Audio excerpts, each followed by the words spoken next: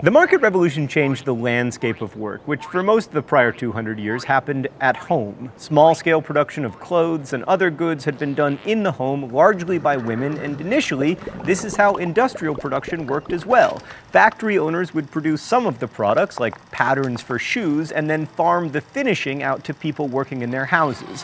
Eventually, they realized that it would be more efficient to gather the workers together in one place.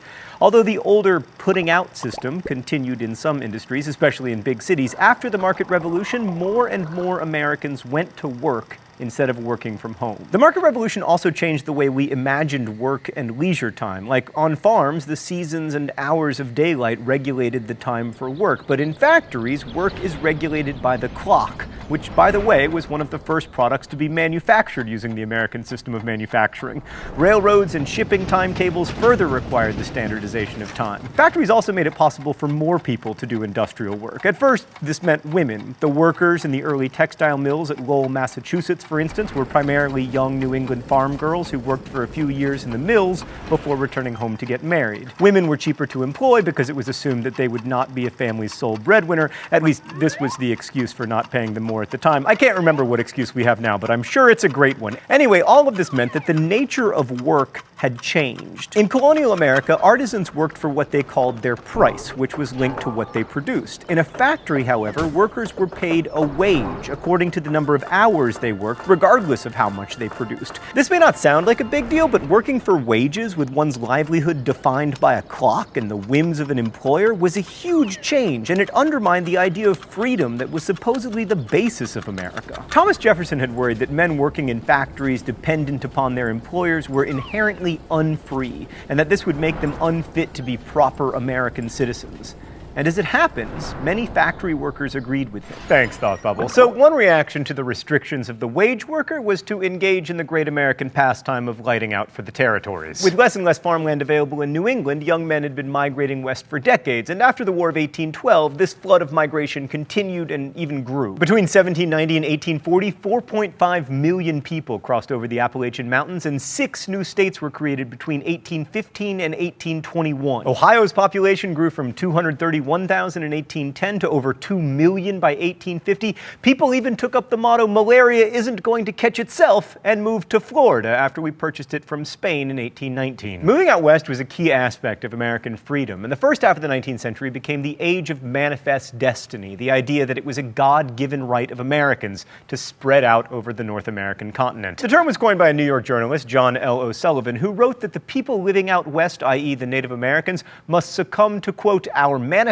destiny to overspread and to possess the whole of the continent which Providence has given us for the development of the great experiment in liberty." Stan, he actually wrote overspread. One thing I love about Providence is it has like a 100% rate of give a thing unto us and take a thing away from them. One of the results of this migration was that it was really difficult for factory owners to find men who could work in their factories. First, they looked to Yankee women to fill the factories, but increasingly, those jobs were filled by immigrants. Fortunately, the U.S. had lots of immigrants, like the more than 1 million Irish people who came here fleeing poverty, especially after the potato famine of 1845 to 1851. But there would be a reaction to this in American literature as it became clear that escaping drudgery to reinvent yourself was no easy task for wage workers. So the early 19th century saw a series of booms and busts, sometimes called business cycles. And with those business cycles came a growing disparity in wealth. To protect their interests, workers began forming political organizations called working man's parties that eventually morphed into unions calling for higher wages and better working conditions. And we'll have more to say about that in coming weeks, but for now it's important to remember that as America grew more prosperous, many people, women and especially slaves, but also free wage working men, recognized that the market revolution left them with much less freedom than they might have enjoyed 50 or 100 years earlier.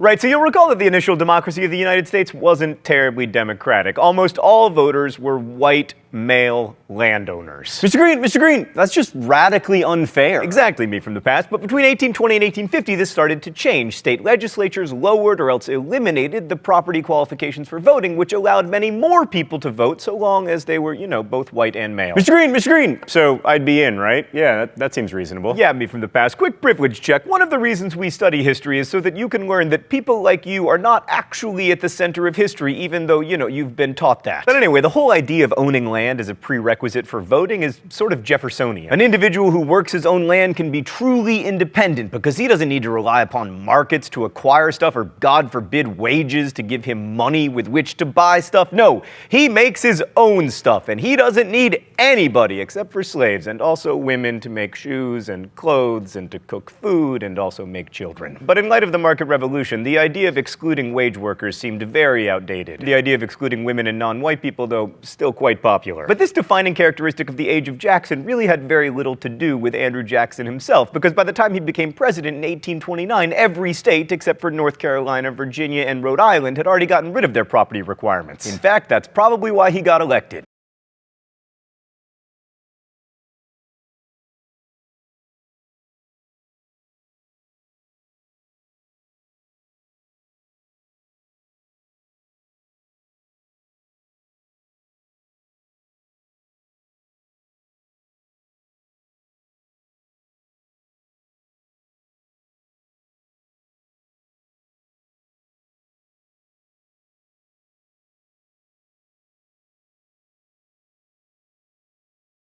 When we last caught up with Jackson, he was winning the Battle of New Orleans shortly after the end of the War of 1812. He continued his bellicose ways, fighting Indians in Florida, although he was not actually authorized to do so, and became so popular from all of his Indian killing that he decided to run for president in 1824. The election of 1824 was very close, and it went to the House, where John Quincy Adams was eventually declared the winner, and Jackson denounced this as a corrupt bargain. So in 1828, Jackson ran a much more negative campaign. One of his campaign slogans was, "Vote for Andrew Jackson, who can fight, not John Quincy Adams, who can write." Adams' supporters responded by arguing that having a literate president wasn't such a bad thing, and also by accusing Jackson of being a murderer, which, given his frequent habit of dueling and massacring, he sort of was. So as you can see, the quality of discourse in American political campaigns has come a long way. Anyway, Jackson won. Jackson ran as the champion of the common man, and in a way he was. I mean, he had little formal schooling, and in some ways he was the archetypal self-made man. Jackson's policies defined the new Democratic Party, which had formerly been known as the Jeffersonian Democratic Republicans. So who were these new Democrats? Well, generally they tended to be lower to middle class men, usually farmers, who were suspicious of the widening gap between the rich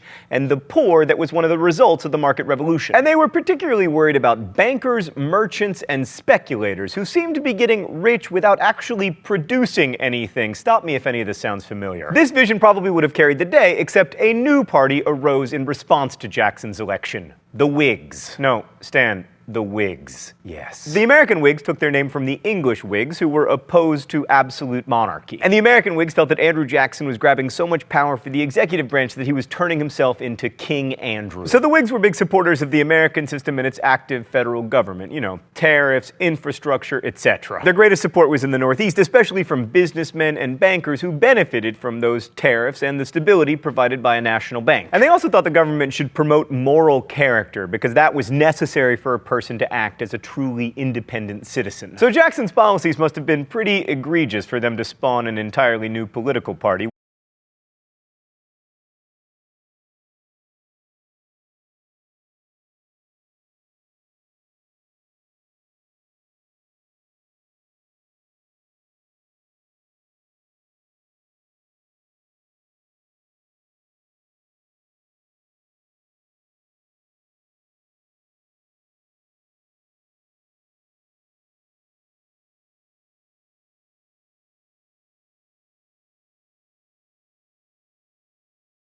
The age of Jackson. No, Stan, not that Jackson. No, Stan, come on, seriously. No. Yes, that Jackson, Andrew Jackson. What did he actually do as president? Well, let's go to the thought bubble. Let's start with nullification. So in 1828, Congress passed the Tariff of 1828 because they were not yet in the habit of marketing their bills via naming them with funny acronyms. Jackson supported this in spite of the fact that it benefited manufacturers. The tariff raised prices on imported manufactured goods made of wool and iron, which enraged South Carolina because they'd put all their money into slavery and none into industry. So unlike Northerners who could avoid the higher prices by manufacturing sweaters and pants and such at home, South Carolinians would have to pay more. They were so angry at this tariff of abominations that the South Carolina legislature threatened to nullify it. Jackson didn't take kindly to this affront to federal power, but South Carolina persisted, and when Congress passed a new tariff in 1832, one that actually lowered the duties, the Palmetto State's government nullified it. Jackson responded by getting Congress to pass the Force Act, which authorized him to use the Army and Navy to collect taxes. A full-blown crisis was averted when Congress passed a new tariff in 1833 and South Carolina relented. This smelled a bit of dictatorship, armed tax collectors and all, and helped to cement Jackson's reputation as a tyrant, at least among the Whigs. And then we have the Native Americans. Much of Jackson's reputation there was based on killing them, so it's no surprise that he supported Southern states' efforts to appropriate Indian lands and make the Indians move. This support was formalized in the Indian Removal Act of 1830, which Jackson supported. The law provided funds to relocate Cherokees, Chickasaws, Choctaws, Creek, and Seminole Indians from their homes in Georgia, North Carolina, Florida, Mississippi, and Alabama. In response, these tribes adopted a novel approach and sued the government. And then the Supreme Court ruled that Georgia's actions in removing the Cherokees violated their treaties with the federal government and that they had a right to their land. To which Jackson supposedly responded by saying, "John Marshall has made his decision, now let him enforce it." So Jackson set the stage for the forced removal of the Cherokees from Georgia to Oklahoma, but it actually took place in the winter of 1838-1839 under Jackson's successor, Van Buren. At least 1/4 of the 18,000 Indians died on the forced march that came to be known as the Trail of Tears.